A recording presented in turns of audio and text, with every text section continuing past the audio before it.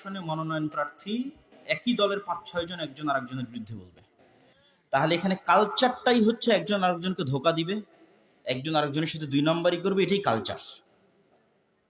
আপনি মনে করছেন যে ওসমান হাদি মারা গেল, আমরা খুব কষ্টে আছি, যে দেখেন সব রাজনৈতিক দলগুলো কে কার সাথে জোট করবে, কে কার সাথে আসন ভাগাভাগি করবে, কে কার সাথে কিভাবে লিয়াজু করে ক্ষমতা আসবে, সেগুলো নিয়ে ব্যস্ত। তো এই যে কালচার, ধোকা দেওয়া, নিচে নামানো, এইটা থেকে মুক্ত থেকে শতভাগ ন্যায়পরায়ণ অবস্থায়, শতভাগ সত্যবাদী অবস্থায় এবং আমানতদার অবস্থায় কোনো প্রকার পিছুটান ছাড়া এবং কোনো দল ব্যক্তি গোষ্ঠীর প্রতি বায়াসড না হয়ে শুধু ইসলামের জন্য, বাংলাদেশের জন্য যখন আপনি কথা বলতে পারবেন বা কথা বলতে যাবেন, তখন 2 নম্বরই করে লিয়াজু করে ধোকা দিয়ে দুর্নীতি করে নেতা হয়েছে। তাহলে আল্লাহর গায়েবের মূলনীতিতে তো গোলাম। তাহলে এরকম যদি 1 লক্ষ নির্বাচিত এমপি মন্ত্রী থাকে যারা এরকম 2 নম্বরই রাস্তা অবলম্বন করে এসেছে, এদের সবার ক্যালকুলেশন কি? গোলাম। আর যে এই রাস্তায় পা দেয়নি, শতভাগ আত্মমর্যাদা আত্মসম্মান নিয়ে সত্যবাদী ন্যায়পরাধীদের সামনে এগিয়ে গেছে ওসমান হাদির মতো, ও একাই নেতা। এই রকম যুবক যদি 500টা, একটা উদাহরণ সেট করতে পারবো যে আমাদের এই লেভেলের যতগুলো পয়েন্ট আমি বলতাম, যেমন আমার পয়েন্টের মধ্যে একটা পয়েন্ট ছিল শিক্ষা এবং জ্ঞান। আমার বক্তব্যগুলো শুনে দেখবেন যে নেতৃত্ব নির্ধারিত হয় শিক্ষা এবং জ্ঞান দিয়ে। আল্লাহ পৃথিবীতে এই সিস্টেমই ডেভেলপ করেছে, যে শিখবে, যে জ্ঞান অর্জন করবে, সেই নেতা তুলনা কেউ ছিল না। তাহলে জ্ঞান কি পরিমাণ পাওয়ারফুল হতে পারে, জ্ঞানকে মানুষ কি পরিমাণ ভয় পেতে পারে, ন্যায়পরায়ণতা সত্যবাদিতাকে মানুষ কি পরিমাণ ভয় পেতে পারে। যে আপনার দেশের এরকম হাজার হাজার লক্ষ লক্ষ এমপি মন্ত্রীকে নিয়ে পাশের দেশেরও কোনো টেনশন নাই, আমেরিকারও কোনো টেনশন নেই, কিন্তু এরকম একটা শিক্ষিত যুবক, এরকম একটা শতভাগ ন্যায়পরায়ণ, শতভাগ সত্যবাদী যুবক, জ্ঞানী যুবকের ওজন বহন করতে পারছে না, না পাশের দেশ, না দূরের পাশ্চাত্যবাদীরা। তাহলে আপনার কোনটা লাগবে? পাবজি, টিকটক, মুভি, বিড়ি, সিগারেট, জুয়া, নেশা, যত রকমের সময় নষ্টের জায়গা আছে, প্রত্যেক সময় নষ্টের জায়গায় আমাদের যুবকেরা এগিয়ে। ঢাকা বিশ্ববিদ্যালয়ের যুবকেরা বড় স্ক্রিন লাগিয়ে কয়দিন পরে আইপিএল দেখবে। এখন খুব হাই হতাশ হচ্ছে, ওসমান হাদি মারা গেছে, জুলাই বিপ্লবের সময় কত মানুষ হাই হতাশ করেছে, সবাই ভুলে গেছে। আপনি দীর্ঘমেয়াদী প্ল্যান না করলে এবং মানুষকে না শিখালে, শিক্ষার প্রতি গুরুত্ব না দিলে মানুষ ভুলে যাবে। আর অক্সফোর্ড এবং ক্যামব্রিজে যান, তারা জ্ঞান এবং গবেষণার পিছনে সময় দিচ্ছে। তাহলে জ্ঞান এবং গবেষণার পিছনে সময় দিয়ে ইহুদি এবং খ্রিস্টান নেতা হবে, আর আপনি জ্ঞান গবেষণার পিছনে সময় না দিয়ে জুয়া, নেশা, এগুলোতে ব্যস্ত থাকলে আপনি গোলাম হবেন না নেতা হবেন? গোলাম হবেন। তাহলে গোলামি থেকে মুক্তি মানে একটা ভোট নয়, গোলামি থেকে মুক্তি মানে দীর্ঘমেয়াদী পরিকল্পনা, গোলামি থেকে মুক্তি মানে জ্ঞান, গোলামি থেকে মুক্তি মানে এমন একটা প্রজন্ম তৈরি করা যারা সত্যবাদী এবং ন্যায়পরায়ণ হবে, শতভাগ সত্যবাদীতে ন্যায়পরায়ণতার উপর অটল থাকবে, মেরুদণ্ড সোজা, বিক্রি হবে না। আর এরকম মেরুদণ্ড সোজা মানুষকে কি পরিমাণ ভয় করে বুঝতেই পারছে। এরকম শিক্ষিত যুবককে, মেরুদণ্ড সোজা যুবককে পৃথিবী কেমন ভয় করে বুঝতেই পারছে। আর আরেকটা যেটা লাগবে, যেটা আমি গত 2-3 বছরে বলিনি, কিন্তু এখন 5-6 মাসে বলতেছি, সেটা হচ্ছে আল ইমান বিল গায়ব। ইমান বিল গায়ব কি? এখানে আমি উপস্থিত হওয়ার আগ পর্যন্ত হয়তো আপনাদের সন্দেহ ছিল আব্দুল্লাহ বিন আব্দুর রাজ্জাক আসবে কিনা। এখন সচক্ষে দেখে নিয়েছেন, এখন সন্দেহ আছে? নাই। তাহলে সচক্ষে দেখে যে বিশ্বাস করছেন যে আব্দুল্লাহ বিন আব্দুর রাজ্জাক বক্তব্য দিচ্ছে, এই লেভেলের বিশ্বাস কি আপনি করতে পারছেন যে এখন এখানে ফেরেশতারা আছে? এই লেভেলের, যেই লেভেলের বিশ্বাস যে আব্দুল্লাহ বিন আব্দুর রাজ্জাককে দেখছি, তার বক্তব্য শুনছি, কারণ আব্দুল্লাহ বিন আব্দুর রাজ্জাক এসেছে, আব্দুল্লাহ বিন আব্দুর রাজ্জাক বক্তব্য দিচ্ছে, এই বিশ্বাসটা যেই মাত্রার আপনার অন্তরে, এই বিশ্বাসটা ওই মাত্রায় যতক্ষণ না পৌঁছবে যে হ্যাঁ আমার সাথে ফেরেশতা আছে, আমরা আল্লাহকেও দেখিনি, ফেরেশতাকেও দেখিনি, আমরা কবরও দেখিনি, জান্নাত জাহান্নামও দেখিনি, জীবনে কোনোদিন কোনো মরা মানুষকে জীবিত হতেও দেখিনি। আর আল্লাহ ইমানই প্রতিষ্ঠিত করে রেখেছে এটার উপর যে মরা মানুষকে আমি জীবিত করবো, আখেরাত, কবরের আযাব হবে, বারজাখী জীবন হবে, জান্নাত জাহান্নাম আছে। তাহলে আপনি এই জিনিসগুলোকে মুখের কথায় নয়, যতটা বাস্তবে দেখা জিনিসকে যেই লেভেলে বিশ্বাস করেন, ওই লেভেলে যতদিন বিশ্বাস করতে না পারছেন ততদিন মুসলমানদের বিজয় হবে না। তাহলে বিজয়ের 1 নম্বর শর্ত ঈমান বিল গায়বে ইয়াকিন। 2 নম্বর শর্ত হচ্ছে গায়বী মদদ ছাড়া মুসলমানদের বিজয় অতীতে হয়নি, ভবিষ্যতে হবে না, ফুল স্টপ। গায়েবী মদদ ছাড়া দুনিয়াবী শক্তি দিয়ে মুসলমানদের অতীতে বিজয় হয়নি, ভবিষ্যতেও হবে না। এই দুটো, ঈমান বিল গায়বে ইয়াকিন আর গায়েবী মদদ দিয়ে বিজয়, এই দুটো একটা আর একটার সাথে সম্পৃক্ত। একটু উদাহরণ দিয়ে না বুঝালে বুঝবেন না। 1 নম্বর উদাহরণ হচ্ছে মুসা আলাইহিস সালাতু ওয়াস সালাম।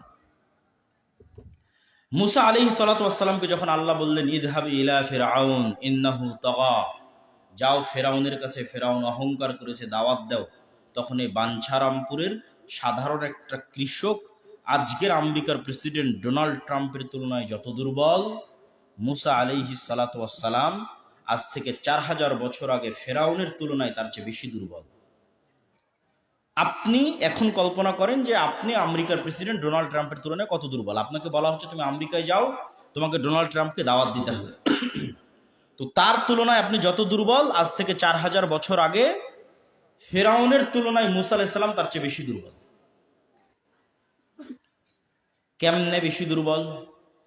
মুসা আলাইহিস সালামকে যখন বলা হচ্ছে ফেরাউনের কাছে যেতে, মিশরে যেতে, তখন মুসা আলাইহিস সালাম মিশরের আদালতে মৃত্যুদণ্ডপ্রাপ্ত আসামি। তাহলে আপনি একটা একটা করে মিলাবেন। আপনাকে আমি বলছি তুমি আমেরিকা যাও, গিয়ে দাওয়াত দিবা। কোন সময় বলছি? যখন আমেরিকার আদালতে আপনার নামে কি হয়ে আছে? ফাঁসি হয়ে আছে। পয়েন্ট নাম্বার 2, এই কারণে আপনি আমেরিকা থেকে পালিয়ে গেছেন, পলাতক। মুসা আলাইহিস সালাম এই কারণে মিশর থেকে পালিয়ে গেছে। তাহলে এমন সময় আপনাকে যেতে বলা হচ্ছে যখন আপনি পালিয়ে আছেন, নিজ এলাকায় নাই। মানে এখন আপনি বাঞ্ছারামপুরে আছেন, এই অবস্থায় বলা হচ্ছে না, আপনি বাঞ্ছারামপুর থেকে পলাতক অবস্থায়, হয়তো দিল্লিতে, মুম্বাইয়ে, করাচিতে, পাকিস্তানে কোথাও পালিয়ে আছে। তখন বলা হচ্ছে যে তুমি আমেরিকায় যাও, গিয়ে দাওয়াত দাও। 4 নাম্বার, অনেক পলাতক আসামি তো আলিশান জীবন যাপন করছে। আর মুসা আলাইহিস সালাম যখন পালিয়ে আছে তখন মানুষের বাড়ির কাজের লোক। তাহলে আপনি পলাতক অবস্থায় দিল্লিতে, করাচিতে, কোথাও কোনো এক হোটেলে, রেস্টুরেন্টে, কোনো একটা মানুষের বাড়িতে কাজের লোক অবস্থায় আছেন। তখন আপনাকে বলা হচ্ছে যে তুমি যাও আমেরিকায়, গিয়ে ডোনাল্ড ট্রাম্পকে দাওয়াত দাও। এদিকে আমেরিকায় আপনার মৃত্যুদণ্ডপ্রাপ্ত আসামি অবস্থায় আছেন আপনি আমেরিকার আদালতে। 5 নাম্বার, কেন মুসা আলাইহিস সালাম আপনার চেয়ে দুর্বল? এখন তো কোরআন পড়লে মনে হয় মুসা আলাইহিস সালাম অনেক বড় নবী, আমাদের ব্রেনে, জেহেনে অনেক বড় নবী হিসেবে প্রতিষ্ঠিত হয়ে আছে। এই জন্য আমি যেটা বলতেছি এটা উদাহরণ দিয়ে না বুঝলে আপনার ব্রেনে ঢুকবে না, যে মুসা আলাইহিস সালাম কত অসহায়, কত দুর্বল অবস্থায় তাকে বলা হয়েছে ফেরাউনের কাছে যেতে। এতে এভাবে না মিলিয়ে দিলে আপনি ধরতে পারবেন না। শেষ পয়েন্ট, আজকে আপনার বাঞ্ছারামপুর, ব্রাহ্মণবাড়িয়াতে নিজের বাপ, দাদা, আত্মীয় স্বজন, পৈতৃক ভিটা আছে। আপনি একটা দেশের নাগরিক। আপনার কোনো বিপদ আপদ হলে যতদূর পারে, যতটুকু পারে বাংলাদেশ সরকার চেষ্টা করবে।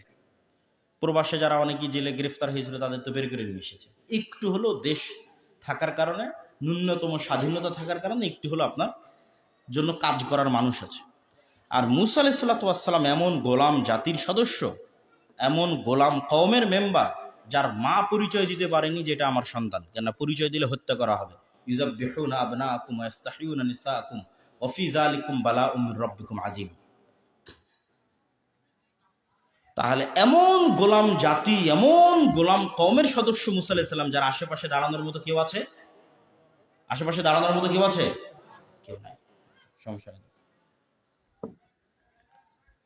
তাহলে আশা করি আপনি এখন বুঝতে পারছেন যে মুসা আলাইহিস সালাম বিজয়ী হবে, ফেরাউন পরাজিত হবে, এটা তো বহু পরের কথা। মুসা আলাইহিস সালাম ফেরাউনের কাছে যাওয়ার সাহসই করবে না। সাহস করবে না দেখেই তো পালিয়েছে। বোঝেননি মনে হয় আমার কথা? দুনিয়ার শক্তিতে মুসা আলাইহিস সালামের এই সাহস হওয়া অসম্ভব যে উনি মিশরে ফিরে গিয়ে ফেরাউনের সামনে দাঁড়াবে। বিজয় বহু পরে। তাহলে একটাই রাস্তা আছে। কোন সেই চাবিকাঠি যেই চাবিকাঠিতে মুসা আলাইহিস সালাম ফেরাউনের সামনে গিয়ে দাঁড়ালো, কোন সেই চাবিকাঠি যেই চাবিকাঠিতে ফেরাউন পরাজিতও হলো, মুসা আলাইহিস সালাম জিতেও গেল। এটা পৃথিবীর সবচেয়ে বড় আশ্চর্য ঘটনার একটা। সেই চাবিকাঠির নামই হচ্ছে ইমান বিল গায়েব, গায়েবী মদদ, গায়েবের উপর ইয়াকিন। আমি আমার বান্দা মুহাম্মদ সাল্লাল্লাহু আলাইহি ওয়াসাল্লামকে মক্কা থেকে জেরুজালেম, জেরুজালেম থেকে সপ্তম আসমান সফর করিয়েছি। কেন? লিনুরিয়াহু মিন আয়াতিনা, আমার গায়েবের নিদর্শন দেখানোর জন্য। বলেন আল্লাহু আকবার। তাহলে জান্নাত জাহান্নাম গায়েব, কিন্তু মুহাম্মদ সাল্লাল্লাহু আলাইহি ওয়াসাল্লামের জন্য গায়েব না নিজে চোখে দেখেছি? নিজে চোখে দেখেছি। আর সপ্তম আসমান আমাদের কাছে কি গায়েব, আর মুহাম্মদ সাল্লাল্লাহু আলাইহি ওয়াসাল্লাম নিজে চোখে দেখেছি। তাহলে গায়েবের উপর আমার ইমান বেশি না মুহাম্মদ সাল্লাল্লাহু আলাইহি ওয়াসাল্লামের ইমান বেশি? ওই যে যেটা আমি বলছি, আপনি আমাকে চোখে দেখছেন, আমি বক্তব্য দিচ্ছি, তাহলে এই লেভেলের ইমান থাকতে হবে যেখানে ফেরেশতারাও আছে কিন্তু দেখতে তো পাচ্ছেন না, কিন্তু ইমানের মাত্রাটা ওই লেভেলের হতে হবে। এটা হলো গায়েবের উপর ইয়াকিন। নবীরা গায়েব দেখেছে। যেমন ঈসা আলাইহিস সালাতু ওয়াস সালাম, আপনি কখনো মৃত মানুষকে জীবিত হতে দেখেছেন? দেখেননি। তাহলে মৃতকে জীবিত করা একটা গায়েব। আর এইটাকেই আল্লাহ সুবহানাহু ওয়া তাআলা মুজিজা বানিয়ে দিয়েছে ঈসা আলাইহিস সালামের জন্য। এটাকে কার জন্য মুজিজা বানিয়ে দিয়েছে? ঈসা আলাইহিস সালামের জন্য মুজিজা বানিয়ে দিয়েছে। যে ঈসা আলাইহিস সালাম সকাল সন্ধ্যা যে কোনো মানুষ, মৃত মানুষ যতবার ইচ্ছা যে কোনো মৃত মানুষের গায়ে হাত দিয়ে যদি বলে বিসমিল্লাহ বিইজনিল্লাহ, ও মৃত থেকে জীবিত হয়ে যাবে। আল্লাহু আকবার। যে কোনো জায়গা থেকে কাদামাটি হাতে নিয়ে বিসমিল্লাহ বিইজনিল্লাহ বলে ফু দিবে, ওই কাদামাটি পাখি হয়ে আকাশে উড়ে যাবে। তাহলে এটা আমার আপনার জন্য গায়েব, আর এই গায়েবই ঈসা আলাইহিস সালামের জন্য মুজিজা। উনি সকাল সন্ধ্যা করতেছে। তাহলে এটাই রাস্তা যে নবীকে গায়েব দেখালে, আয়াত, আল্লাহর আয়াত দেখালে নবীর অন্তরে গায়েবের উপর ইয়াকিন তৈরি হলে, তখন বিপরীত শক্তি যত শক্তিশালী হোক, নবী সেখানে যেতেও পারে, দাওয়াতও দিতে পারে, আবার ওই গায়েবের মদদে কি হয়? বিজয়ী হতে পারে। তা এখন মুসা আলাইহিস সালামের অন্তরে গায়েবের উপর ইয়াকিন তৈরি করা ছাড়া ফেরাউনের সামনে দাঁড়ানোর কোনো রাস্তা নাই, সম্ভব নয়। আল্লাহ মুসা আলাইহিস সালামকে বললেন, মুসা তোমার হাতে কি? লাঠি। কি করো? তো এই করি। লাঠি ছাড়ো, তো সাপ হয়ে গেল। আল্লাহ বললেন না যে মুসা জান্নাত থেকে একটা স্পেশাল লাঠি নিয়ে এসেছি, এই স্পেশাল লাঠি ছাড়লে সাপ হবে। জান্নাত থেকে নিয়ে আসা স্পেশাল লাঠি সাপ হতেই পারে, অস্বাভাবিক কিছু না। কিন্তু আমি যেই লাঠি গাছ থেকে কেটে নিয়ে এসে আজ 5-10 বছর থেকে ব্যবহার করতেছি, সেই লাঠি কেমনে জ্যান্ত জীবন্ত সাপ হয়? জাদুকরেরা সিজদা করার পিছনের কারণ হচ্ছে যে জাদুকরেরা তাদের দড়ি এবং তাদের লাঠি দিয়ে যে সাপ তৈরি করেছিল, এই সাপটা ছিল চোখের ভেলকি, জাদুর সাপ, বাস্তব নয়। বুঝানোর জন্য আপনাকে উদাহরণ দেই। অনেক শিশু পার্কে গিয়ে দেখবেন 3D চশমা, ওই চশমাতে দেখবেন কিছু মুভি বা কিছু দেখাবে যেখানে সাপ বাস্তবে এসে মনে হবে আপনাকে ছোবল দিচ্ছে। যুবক ছেলেপেলেরা গিয়ে দেখে এবং ভয়ও লাগে, যারে আমাকে এসে মনে হয় সাপ কামড় দেবে, কিন্তু আসলে ওখানে কি বাস্তব সাপ আছে? বাস্তব সাপ নেই। ওইটা এমনভাবে 3D প্রিন্ট করা হয়েছে, 3D স্টাইল এডিট করা হয়েছে যে মনে হচ্ছে বাস্তব সাপ এসে আমাকে ছোবল দিচ্ছে। তাহলে আজকের আধুনিক প্রযুক্তি দিয়ে যেমন আমরা ডিজাইন দিয়ে, ফটোশপ দিয়ে, ইউটিউব দিয়ে, 3D ক্যামেরা দিয়ে, 3D চশমা দিয়ে আমরা তৈরি করতে পারতেছি, এই রকমই কোনো লেভেলের জাদুকরী প্রযুক্তি তাদের কাছে ছিল, যে জাদুকরী প্রযুক্তিতে লাঠি এবং সাপ চোখে মনে হচ্ছিল, লাঠি এবং দড়ি চোখে মনে হচ্ছিল সাপ হয়ে গেছে, কিন্তু আসলে জ্যান্ত জীবন্ত সাপ হয়নি। আর মুসা আলাইহিস সালামের লাঠি যখন ছাড়া হয়েছে, তখন একদম আপনার পুকুরে, আপনার বিলে, যেটা আল্লাহর সৃষ্টি, যেটা আস্ত সাপ, ওই আস্ত সাপে পরিণত হয়ে গেছে। বলেন আল্লাহু আকবার। আর এইটা কোনো একটা জিনিসকে চেঞ্জ করে আস্ত সাপে পরিণত করা, এটা আজকে অসম্ভব। আজকের বিজ্ঞানও পারবে না যে এই লাঠিকে এখন আস্ত জ্যান্ত জীবন্ত সাপ বানিয়ে দিবে। আল্লাহর তৈরি করা সাপ ছাড়া কেউ আস্ত জ্যান্ত জীবন্ত সাপ নিয়ে আসতে পারবে না, আজকের বিজ্ঞানও সম্ভব না। এই জন্য জাদুকরদের মাথা নষ্ট হয়ে গেছে যে মুসার লাঠি যেটা সাপ হয়েছে এটা বাস্তব সাপ, এই জাদুর সাপ না। তখন সবাই সিজদায় পড়ে গেছে।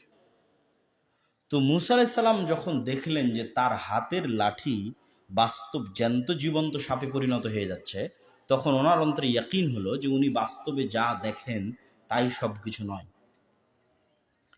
এবং উনি এই কালেমার উপর ইয়াকিন তৈরি হলো যে লা হাওলা ওয়ালা কুওয়াতা ইল্লা বিল্লাহ, যে আল্লাহর শক্তির তুলনায় ফেরাউনের শক্তি দুর্বল না, আল্লাহর শক্তির তুলনায় ফেরাউনের শক্তি কমজোর, আল্লাহ বেশি জোর, আল্লাহ বেশি শক্তিশালী, ফেরাউন কম শক্তিশালী না, আল্লাহর শক্তির তুলনায় ফেরাউনের শক্তি সমান জিরো। এই লা হাওলা ওয়ালা কুওয়াতা ইল্লা বিল্লাহ এই বাক্যের অর্থ কি? আল্লাহর শক্তির তুলনায় ফেরাউনের শক্তি কি কম, দুর্বল নাকি জিরো? এই বাক্যের উপর ইয়াকিন মুসা আলাইহিস সালামের কলবে ঢুকে গেছে। কেন? উনি গায়েব দেখে নিয়েছে। এখন উনি ফেরাউনের সামনে দাঁড়াতেও পারবে, ফেরাউনকে দাওয়াতও দিতে পারবে, আর এই এক ভরসাতেই, আর এই এক গায়েবে মদদে উনি জিতেও যাবে, ফেরাউন পরাজিত হবে।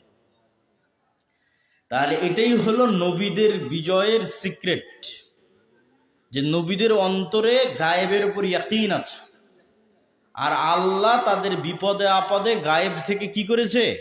সহযোগিতা করেছে। এটা গায়েবে নির্ধারিত মুসলমানদের বিজয়ের রোডম্যাপ।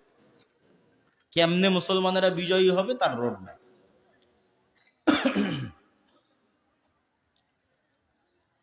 মুসা আলাইহিস সালাতু ওয়াস সালাম যখন পার হয়ে আসলেন নদী, ঘটনাক্রমে মধ্যের ঘটনাগুলো না বলি, আল্লাহ জেরুজালেমে যুদ্ধ করতে বললেন।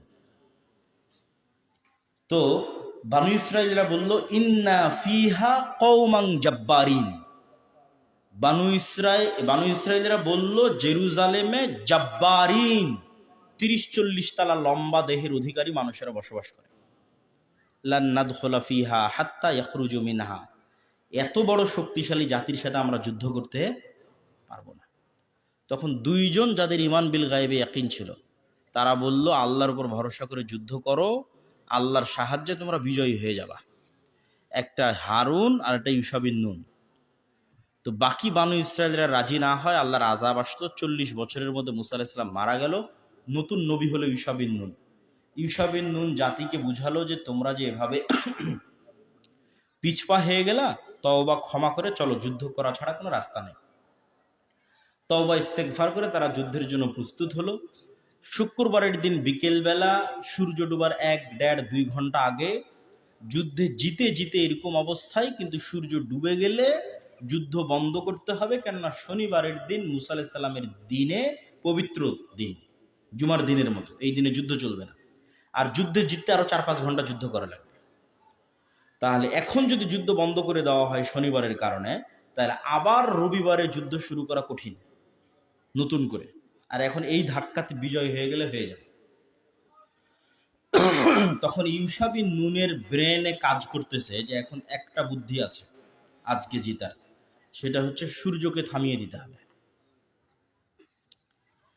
কোন মানুষের ব্রেনে এটা আসতে পারে? কেমনে আসতে পারে? মানুষ কেমনে চিন্তা করতে পারে যে আমার আর 1-1.5 ঘন্টার মধ্যে সূর্য ডুবে গেলে আমার যুদ্ধ বন্ধ করতে হবে, আমি হেরে যাব, অতএব আমার সময় দরকার, অতএব আমাকে কাকে থামাতে হবে? সূর্যকে থামাতে। তাহলে ইউশা বিন নুনের গায়েবের জ্ঞান কি পরিমাণ আছে এবং গায়েবের ওপর ইয়াকিন কি পরিমাণ আছে যে এই বুদ্ধি তার মাথায় আসতে পারে যে সূর্য থামাতে হবে। তো ইউশা বিন নুন আল্লাহকে বললেন, আল্লাহ আপনি সূর্য থামিয়ে দেন। সহিহ বুখারীর রিওয়ায়াত, রাসূল সাল্লাল্লাহু আলাইহি ওয়াসাল্লাম বলছে পৃথিবীর ইতিহাসে প্রথমবার আল্লাহ সূর্যকে থামিয়ে দিলেন। উদাহরণ নাম্বার 3, এটাও বানু ইসরাঈলেরই উদাহরণ। এই ইউশা বিন নুনের বিজয়েরও 200-300 বছর পর এদেরকে আবার আর এক বাদশাহ জেরুজালেম থেকে বের করে দিয়েছে, তার নাম জালুত। তো আবার তাদের উপর আল্লাহর যুদ্ধের আদেশ, নতুন নেতা নির্ধারণ করা হলো তলুত। এই যুদ্ধের সেনাবাহিনীর মধ্যে দাউদ আলাইহিস সালামও আছে, তখনও নবী হয়নি। দাউদ আলাইহিস সালামের বয়স তখন 20-22 বছর, তখন নবী হয়নি। তখন নবী হচ্ছে শামুয়েল নবী, আর নেতা হচ্ছে তালুত। আল্লাহ কোরআনে বলছে সামনে নদী আছে, নদীর পানি পান করা যাবে না, পানি পান না করে সাঁতার কাটে পার হতে হবে। যারা পানি পান না করে পার হতে পারবে তারা যুদ্ধ করবে, যারা পানি পান করবে তারা বাতিল, যুদ্ধ করার যোগ্য নয়। মাত্র 300+ সামথিং মানুষ পানি পান না করে পার হয়েছে। এরা নদী পার হওয়ার পর দেখে যে জালুতের লক্ষ লক্ষ বাহিনী। তখন কোরআনের আয়াত তারা বলছে লা তাকাতা লানাল ইয়াউমা বিজালুতা ওয়া জুনুদি, আজকে জালুতের বাহিনীর সামনে যুদ্ধ করার আমাদের কোনো শক্তিই নেই, মানে যুদ্ধই সম্ভব নয়। লক্ষ লক্ষ বাহিনীর মোকাবেলায় ৩০০ জন, এটা যুদ্ধই নয়। তখন তাদের মধ্যে একদল মানুষ যাদের গায়েবে ইয়াকিন ছিল, যারা গায়েব জানতো, তারা বলল কাম মিন ফিআতিন কালিলাতিন গালাবাত ফিআতান কাসীরাতাম বিইজনিল্লাহ। আরে কত দুর্বল জাতিকে আল্লাহ কত শক্তিশালী জাতির উপর বিজয় দিয়েছে আল্লাহর সাহায্যে। বলেন আল্লাহ। যুদ্ধ করলো, বিজয় হয়ে গেল। দাউদ আলাইহিস সালাম নিজে হাতে জালুতকে হত্যা করলেন, পরে আল্লাহ তাকে নবী বানিয়ে দিলেন। উদাহরণ নাম্বার ৪, আমাদের নবী মুহাম্মদ সাল্লাল্লাহু আলাইহি ওয়াসাল্লাম। বদরে, উহুদে, খন্দকে কোনোটাতেই মুহাম্মদ সাল্লাল্লাহু আলাইহি ওয়াসাল্লাম দুনিয়ার দিক থেকে শক্তিশালী ছিলেন না। প্রত্যেকটাতেই মুহাম্মদ সাল্লাল্লাহু আলাইহি ওয়াসাল্লাম দুনিয়ার দিক থেকে কি ছিলেন? দুর্বল ছিলেন। খন্দকে সবচেয়ে বেশি দুর্বল ছিলেন, কেননা বদরে আবু জাহাল নিয়ে আসছিল ১,০০০, উহুদে আবু সুফিয়ান নিয়ে আসছিল ২,০০০, খন্দকে আবু সুফিয়ান নিয়ে আসছিল ১০,০০০। বদরে আর উহুদে ছিল শুধু মক্কার মানুষ, খন্দকে ছিল সারা আরব বিশ্বের, আজকে পুরো সৌদি আরবের মানুষ। আর মুহাম্মদ সাল্লাল্লাহু আলাইহি ওয়াসাল্লামের সাথে মাত্র ৫০০ থেকে ৭০০ জন। কেন? ৩০০-৪০০ মোনাফিক, এরা হেল্প করবে না। ৩টা ইহুদি গোত্র, বানু কুরাইজা, বানু কায়নুকা, বানু নাজির, এই ৩টা ইহুদি গোত্র নাম কাস্তে চুক্তি স্বাক্ষর করে রেখেছে, কিন্তু ভিতর থেকে কাফেরদের সাথে যোগাযোগ রাখতেছে, তোমরা যে কোনো মূল্যে মোহাম্মদকে পরাজিত করতে পারলে আমরা তোমাদের সাথে, আমরা এদের হেল্প করতেছি না। তাহলে মুহাম্মদ সাল্লাল্লাহু আলাইহি ওয়াসাল্লামের সাথে মাত্র ৫০০ থেকে ৭০০ জন, আর বাইরে ঘেরাও করে আছে কতজন? ওদের অন্তত ঘোড়সওয়ার ছিল। তাহলে মুহাম্মদ সাল্লাল্লাহু আলাইহি ওয়াসাল্লামের বিজয়ের একটাই রাস্তা, সেটা ১ নাম্বার গায়েবের উপর ইয়াকিন, ২ নাম্বার গায়েবের সাহায্য। ২ নম্বর কি? গায়েবী মদদ, গায়েবের সাহায্য। আর মুহাম্মদ সাল্লাল্লাহু আলাইহি ওয়াসাল্লাম জানতেন কেমনে গায়েব থেকে সাহায্য আসবে, যেহেতু ওনার কাছে ওহী হয়, উনি জানবেন না? আমি তো যেগুলো বলছি এগুলো তো কোরআন, হাদিস, নবীদের জীবনী থেকে বলতেছি। তো নবীদের কাছে সরাসরি ওহী হয়। তাহলে নবীরা গায়েবের সূত্র জানে কেমনে গায়েব থেকে সাহায্য নিয়ে আসতে হবে। গায়েব থেকে সাহায্য নিয়ে আসার একটা গোপন ট্রিক্স হচ্ছে রাতের সালাত। গায়েব থেকে সাহায্য নিয়ে আসার একটা গোপন সিক্রেট মূলনীতি কি? রাতের সালাত। ৫ ওয়াক্ত সালাতের পাশাপাশি কিসের সালাত? রাতের সালাত। আপনি আবু বকর রাদিয়াল্লাহু তাআলা আনহুর রিওয়ায়াত করে দেখেন, মুহাম্মদ সাল্লাল্লাহু আলাইহি ওয়াসাল্লাম এত লম্বা সালাতে দাঁড়িয়ে বদরের আগের রাতে, বদরের দিনে আবু বকর রাদিয়াল্লাহু তাআলা আনহু পর্যন্ত ক্লান্ত হয়ে গেছে যে আল্লাহর নবী, এত আপনি নবী, আপনার সাথে আল্লাহ সুবহানাহু ওয়া তাআলা ফেরেশতা পাঠিয়ে সবসময় যোগাযোগ রক্ষা করে, আর আপনি এত লম্বা সময় যাবত সালাত আদায় করতেছেন, হয়েছে, বাস যথেষ্ট। তাহলে যদি দুনিয়ার মূলনীতিতে বিজয় সম্ভব হতো, মুহাম্মদ সাল্লাল্লাহু আলাইহি ওয়াসাল্লাম রাতে সালাত আদায় করতো না। মুহাম্মদ সাল্লাল্লাহু আলাইহি ওয়াসাল্লাম জানে যে ইসলামের বিজয় দুনিয়ার শক্তিতে সম্ভব নয়, কার সাহায্য দরকার? আল্লাহর সাহায্য দরকার। তাহলে মুহাম্মদ সাল্লাল্লাহু আলাইহি ওয়াসাল্লাম জানে আল্লাহর সাহায্য কিভাবে পেতে হয়। আল্লাহর সাহায্য পাওয়ার জন্য উনি রাতের সালাতে দাঁড়িয়েছে। আর আমরা ৫ ওয়াক্ত সালাতই আদায় করি না, তাহলে কেমনে বিজয় হবে? বুঝেননি মনে হয় আমার কথা? মুহাম্মদ সাল্লাল্লাহু আলাইহি ওয়াসাল্লাম জানে কেমনে বিজয় হবে, কেমনে গায়েব থেকে মদদ আসবে, এই জন্য উনি রাতের সালাতে দাঁড়িয়েছে। আর আমরা ৫ ওয়াক্ত সালাতে আদায় করি না, মনে করছি মিছিল দিয়ে ইসলাম বিজয় হবে। অসম্ভব, অসম্ভব। আল্লাহর সাহায্য ছাড়া ইসলাম এবং মুসলমানদের বিজয় সম্ভব নয়, এটা ফুল স্টপ, সম্ভব নয়। অতীতে কোনোদিন হয়নি, ভবিষ্যতে কোনোদিন হবে না। তোমাকে এটা জানতে হবে কেমনে আল্লাহর সাহায্য পাবা। আল্লাহর সাহায্য পাওয়ার শর্ত পূরণ করো, শুধু বাংলাদেশ না, সারা পৃথিবী বিজয় করতে পারবা। আর আল্লাহর সাহায্য পাওয়ার শর্ত পূরণ করতে পারবা না, দুনিয়াবী রাস্তায় যত পারো চেষ্টা করো। মন্দিরে পাহারা দেওয়া বাদে মন্দির বানিয়ে দাও, তাও সমস্যা নেই, বিজয় হবে না। বুঝেননি মনে আমার কথা? এখন তো মন্দিরে পাহারা দিচ্ছ, কয়দিন পর মন্দির বানাও, সমস্যা নেই, কয়দিন পর মূর্তি বানাও, তাও বিজয় হবে না। কেননা যেই রাস্তায় আল্লাহর সাহায্য পাওয়া যাবে ওই রাস্তায় তুমি নাই। তাহলে চলতে হবে কোন রাস্তায়? শর্ত পূরণ করতে হবে আল্লাহর সাহায্য পাওয়ার। ওই সিক্রেট কোথায় পাবেন? কোরআনে পাবেন, নবীদের জীবনীতে পাবেন। আমি সারমর্ম করে করে ভেঙ্গে ভেঙ্গে আপনাকে দিচ্ছি, কিন্তু এগুলো সব নবীদের জীবনীতে আছে, এবং এটাই গায়েবে নির্ধারিত রোডম্যাপ। আল্লাহর সাহায্য ছাড়া বিজয় সম্ভব নয়। তাহলে মুহাম্মদ সাল্লাল্লাহু আলাইহি ওয়াসাল্লামের আল্লাহর সাহায্য ছাড়া বিজয় হয়নি। মুহাম্মদ সাল্লাল্লাহু আলাইহি ওয়াসাল্লামের জীবনের একটা যুদ্ধ হুনাইনের যুদ্ধ, যেটা মক্কা বিজয়ের পর। এই যুদ্ধে সবচেয়ে বেশি সাহাবী অংশগ্রহণ করেছিল, পরিমাণ 12,000। সাহাবীরা জীবনে 300, 400, 500, 600-র বেশি দেখেনি মানুষ।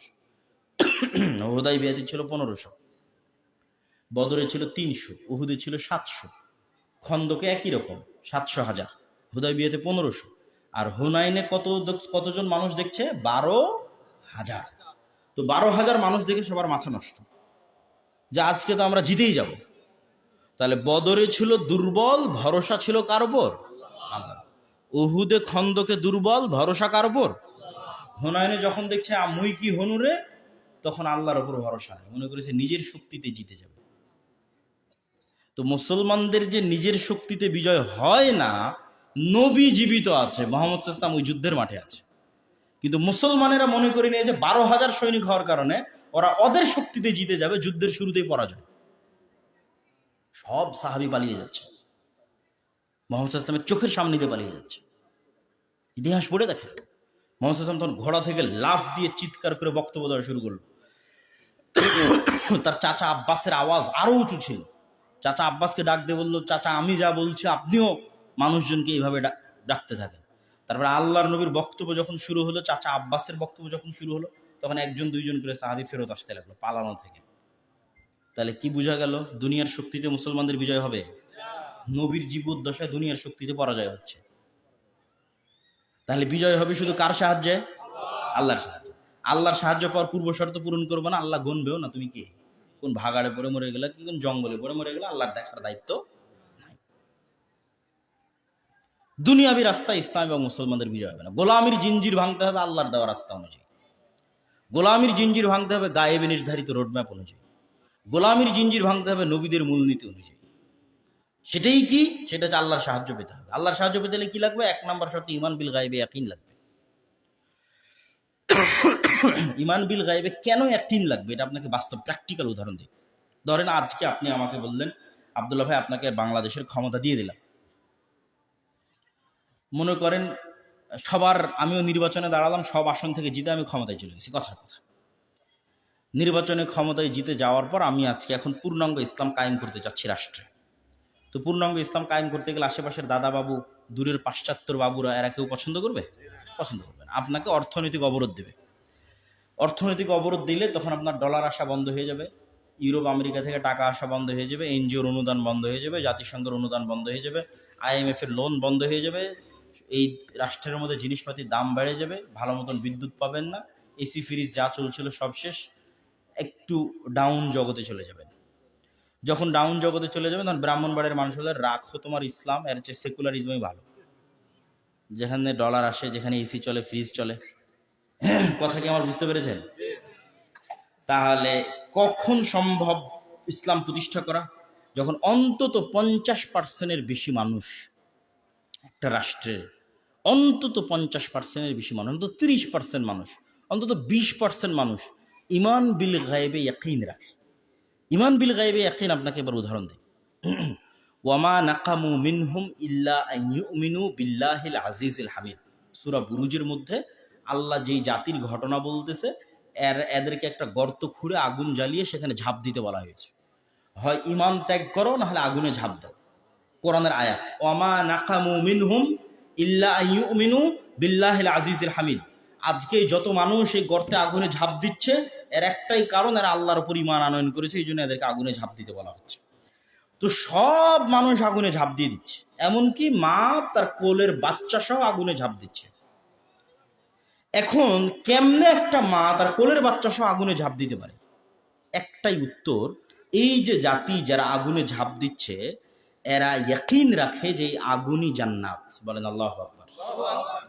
এরা ইয়াকিন রাখে যে আমি যদি আগুনে ঝাঁপ না দিয়ে বাড়িতে ফিরে যাই, তাহলে আমার বাড়ির এসি, আমার বাড়ির ফ্যান, আমার বাড়ির ফ্রিজ হচ্ছে জাহান্নাম। আর যে আগুনে আমি ঝাঁপ দিচ্ছি, আগুন কি? সাক্ষাৎ জান্নাত। ওরা আগুনের মধ্যে জান্নাত দেখতে পাচ্ছে। তাহলে জান্নাতের প্রতি ওদের কোন লেভেলের ঈমান বিল গায়বে ইয়াকিন ছিল, মৃত্যু পরবর্তী জীবনের উপর কোন লেভেলে ওদের ঈমান বিল গায়বে ইয়াকিন ছিল, যে পুরো একটা জাতি আগুনে ঝাঁপ দিয়ে শেষে গেছে। ওই লেভেলের ঈমান বিল গায়বে ইয়াকিন যতদিন হবে না, ততদিন আপনি আমাকে মায়েরে তাড়িয়ে দিবেন যে রাখো তোমার ইসলাম, দরকার নাই, আমার দরকার এসি, আমার দরকার টাকা, আমার দরকার ফ্রিজ, আমার দরকার ডলার। এই জন্য প্রথম শর্ত দেওয়া আছে ইমান বিল গাইবে, ইয়াকিন ছাড়া মুসলমানদের বিজয় সম্ভব না। ইমান বিল গাইবের মধ্যে আছে পরকালমুখী জীবন, মানে তখন প্রাধান্য পাবে যে একবার কল্পনা করে ফেলেছে যে আমি আর পৃথিবীতে নাই, আমি মারা গেছি, তার জীবনটাই তো পরকালমুখী। আমরা তো বারবার ভাবতেছি না আর মনে হয় কিছুদিন বাঁচবো, আর 5-10 বছর মনে হয় বাঁচবো, তখনই তো কম্প্রোমাইজ শুরু হয়, কিন্তু মারা তো একদিন যাবে। তাহলে আপনাকে ইয়াকিন তৈরি করতে হবে কি, যে না আমি মারা গেছি, যেন আমি মৃত্যুর স্বাদ আস্বাদন করেছি, যেন আমি কবরে চলে গেছি। আজ থেকে 100 বছর পর তো কেউ থাকবে না, কে এখানে যারা আছেন কেউ থাকবে না। তাহলে যখনই আপনি চিন্তা করে ফেলবেন যে আমি মারা গেছি, তখনই আপনার জীবনের সব সমস্যার সমাধান হয়ে গেছে, তখনই আপনার ইমান বিল গায়বে ইয়াকিন তৈরি হবে। 2 নাম্বার, ইমান বিল গায়েবের সাথে আবারও একটু সামারি করি, বক্তব্য লম্বা করব না, যে আমরা গোলামির জিঞ্জির ভাঙতে চাই। গোলামির জিঞ্জির ভাঙতে চাইলে 4টে জিনিস লাগবে। 1, ইমান বিল গায়বে ইয়াকিন লাগবে।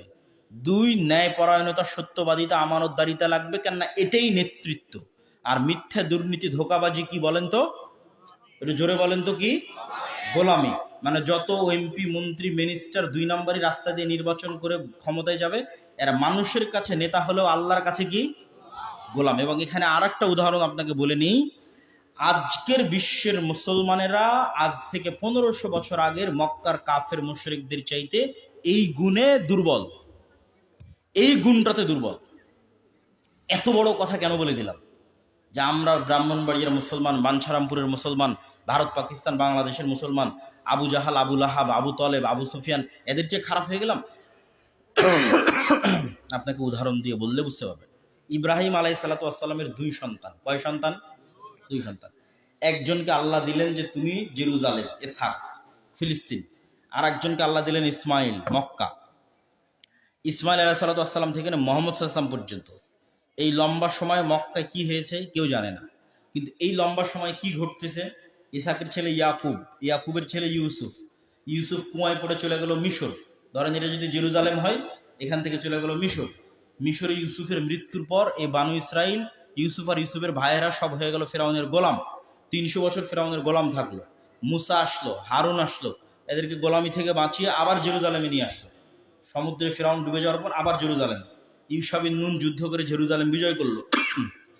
তারপরে ওদের আবার জেরুজালেম থেকে বের করে দেওয়া হলো। আবার দাউদ এবং সুলাইমান জেরুজালেম বিজয় করলো। তলুত, দাউদ এবং সুলাইমান সারা বিশ্বে ক্ষমতা প্রতিষ্ঠিত করলো। দাউদ সুলাইমানের আবার অনেক পরে ঈসা, ইয়াহিয়া, জাকারিয়া, মারিয়াম, তারপরে বানু ইসরাইলের ঘটনা শেষ। তো এই যে লম্বা উত্থান পতন চলতেছে বানু ইসরাইল, এই লম্বা উত্থান পতনেরা অনেকবার গোলাম হয়েছে। অনেকবার কি হয়েছে? গোলাম হয়েছে। যেমন ফেরাউনের 300 বছর গোলাম হয়েছে। আর গোলামিতে মানুষ মিথ্যা বলা শিখে, গোলামিতে মানুষ দুর্নীতি করা শিখে।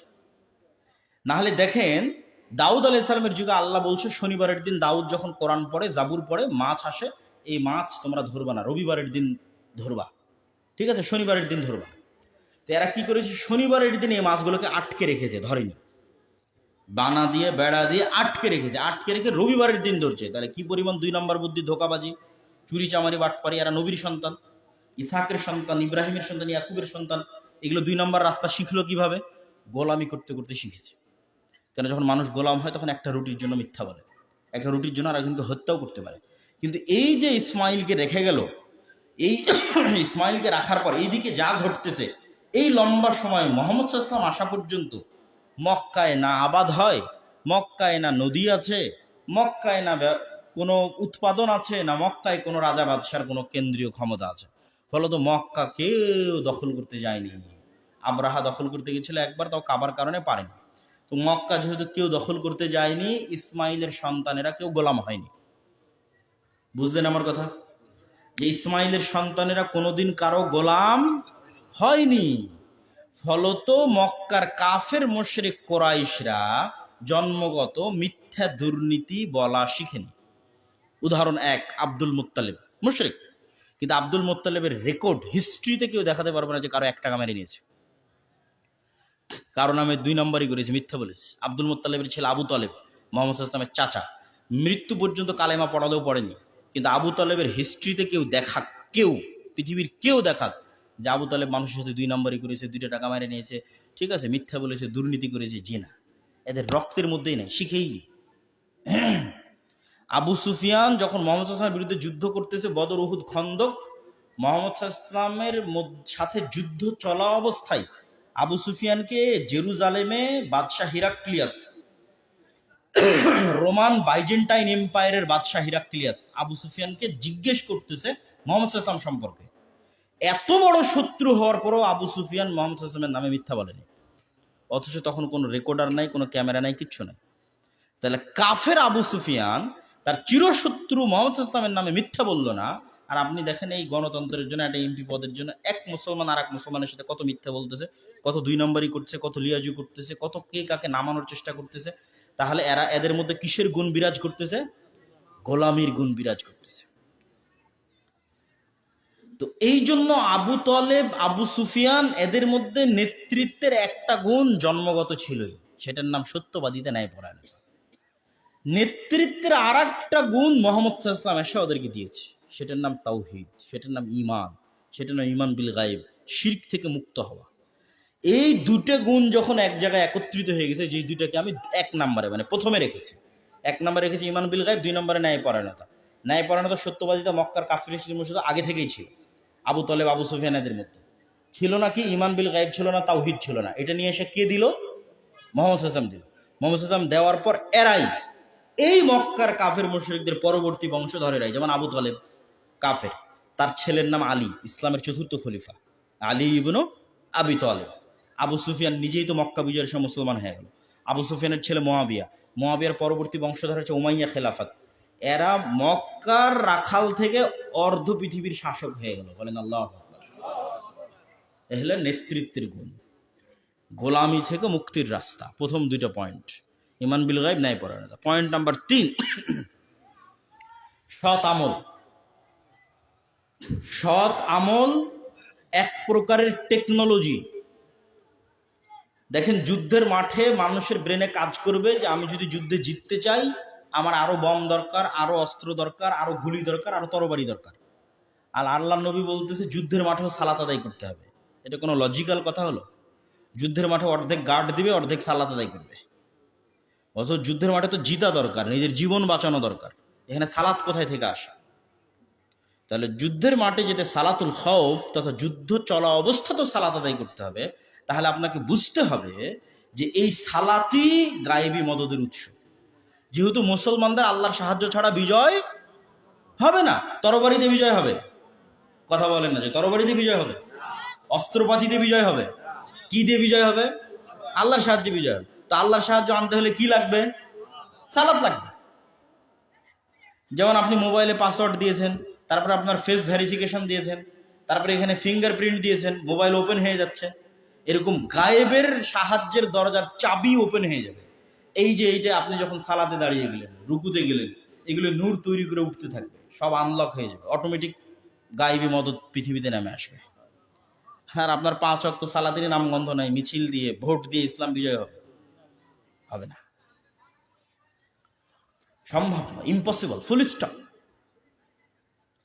যতদিন মুসলমানেরা সালাত আদায় না করছে, যতদিন মুসলমানেরা ফরজ ইবাদতে পূর্ণাঙ্গ না হচ্ছে, এবং তার পাশাপাশি আরো অতিরিক্ত 2টা ইবাদত, একটা রাতের সালাত আর একটা সকাল সন্ধ্যার জিকির, ততদিন গায়েবী মদদ আসবে না। যতদিন গায়েবী মদদ আসবে না, ততদিন এই সমস্ত বেনামাজিরা কোথায়, লক্ষ কোটি যদি ভোট দেয়, এই সমস্ত বেনামাজিরা, এদের দিয়ে ইসলাম প্রতিষ্ঠা হবে না। এরা ভোট দিয়ে ডুবিয়ে দিলেও হবে না। কেন? ইসলাম কার থিওরি অনুযায়ী প্রতিষ্ঠিত হবে? আল্লাহর থিওরি অনুযায়ী, মুহাম্মদ সাল্লাল্লাহু আলাইহি ওয়াসাল্লামের থিওরি অনুযায়ী প্রতিষ্ঠিত হবে। আর ইসলাম প্রতিষ্ঠিত হওয়ার জন্য আমার আপনার মুখাপেক্ষী না। ইউরিদুনা লিউজ, কোরআনে বলছে ইসলাম আমার নূর। ইসলাম কার নূর? আল্লাহর নূর। আর আমি আমার এই নূরকে সারা পৃথিবীতে বিজয়ী করব।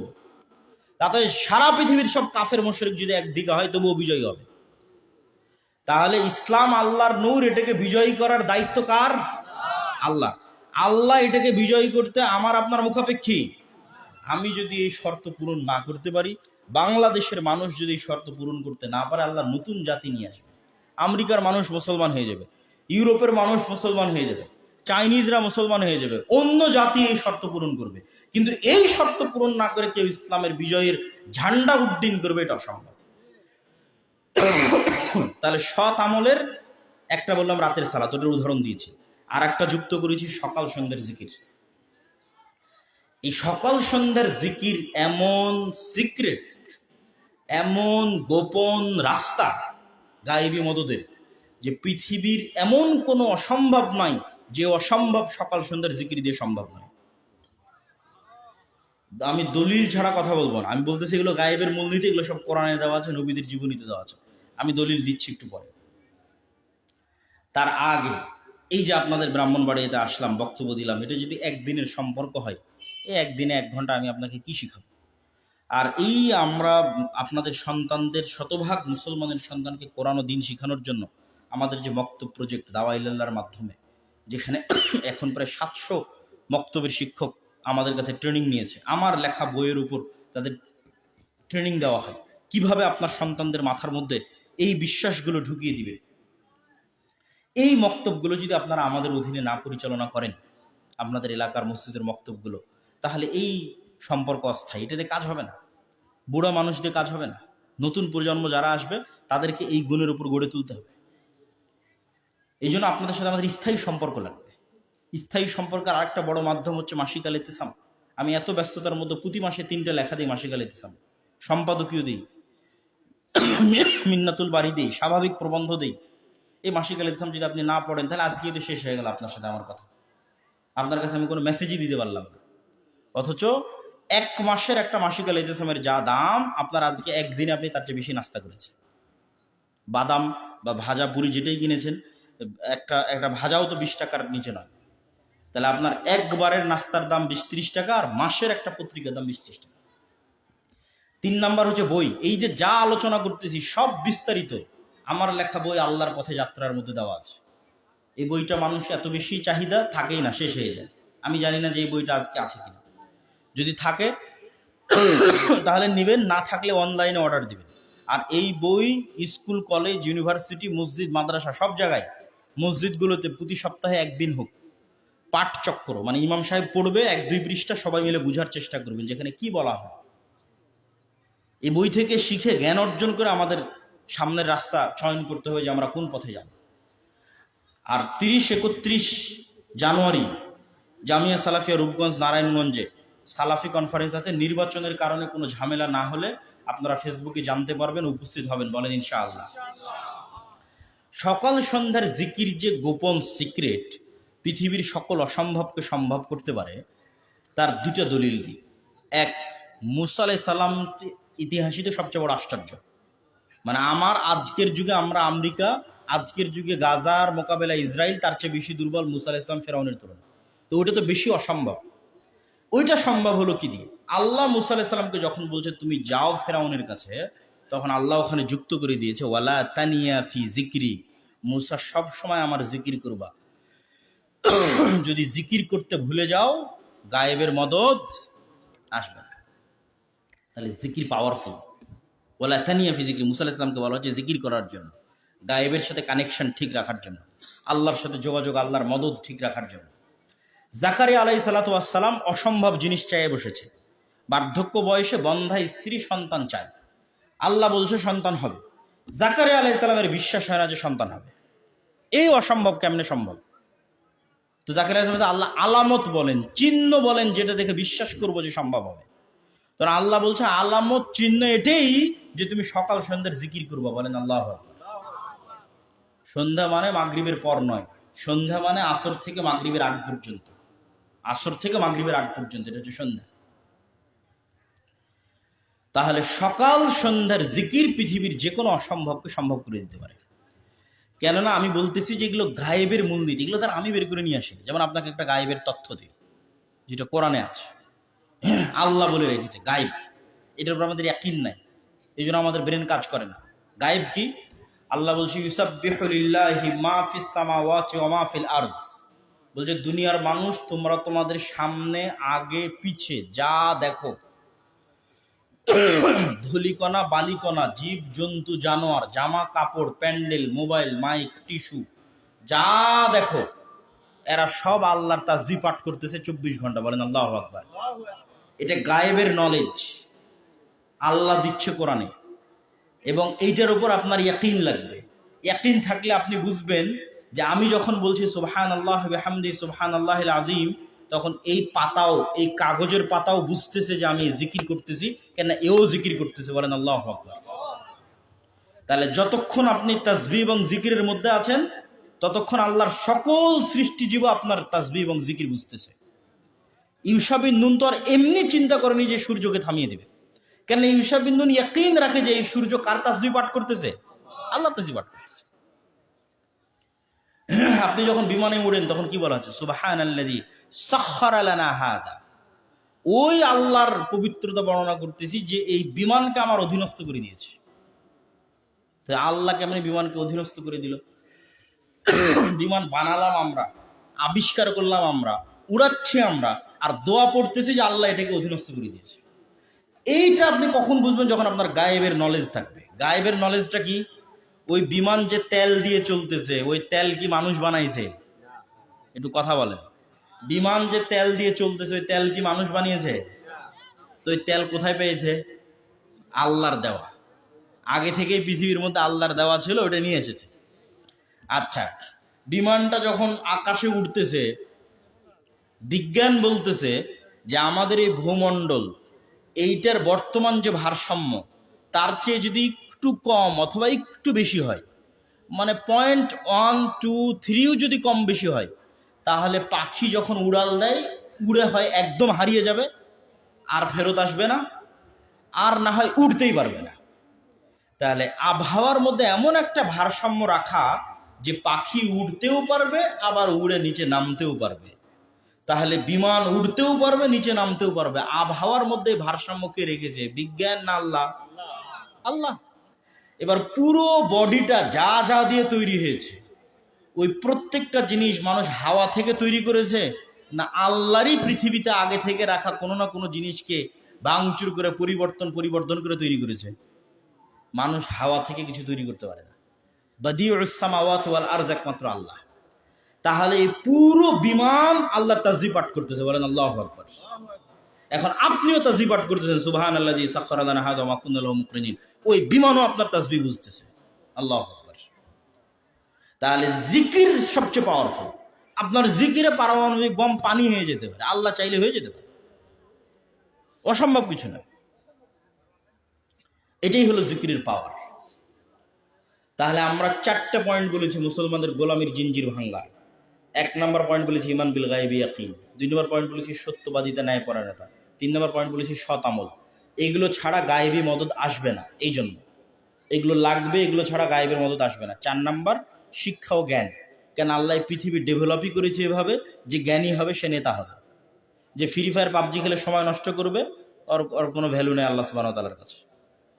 তাহলে এই 4টা শর্ত যখন পূরণ করবে যে কোনো প্রজন্ম, এই যে ওসমান হাদিদের মতো যে কোনো প্রজন্ম, যারা ঈমান বিল গায়বে ইয়াকিন রাখবে, যারা সত্যবাদিতা ন্যায়পরায়ণতার উপর অটল থাকবে, যাদের মেরুদণ্ড সোজা, যে কোনো প্রজন্ম, যারা সৎ আমলে অভ্যাসী, 5 ওয়াক্ত সালাত আদায় করে, রাতেরও সালাত আদায় করে, সকাল সন্ধ্যারও জিকির করে, যারা জ্ঞানে শিক্ষায় অগ্রগামী, এরকম 500 মানুষও যদি তৈরি হয়, তাহলে এই 500 মানুষ শুধু বাংলাদেশ বিজয় করবে না, সারা পৃথিবী বিজয় করবে।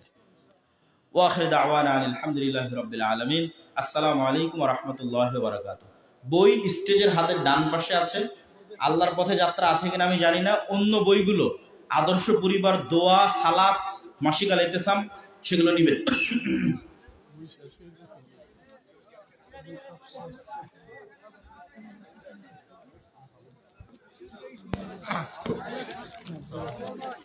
আমাকে বলে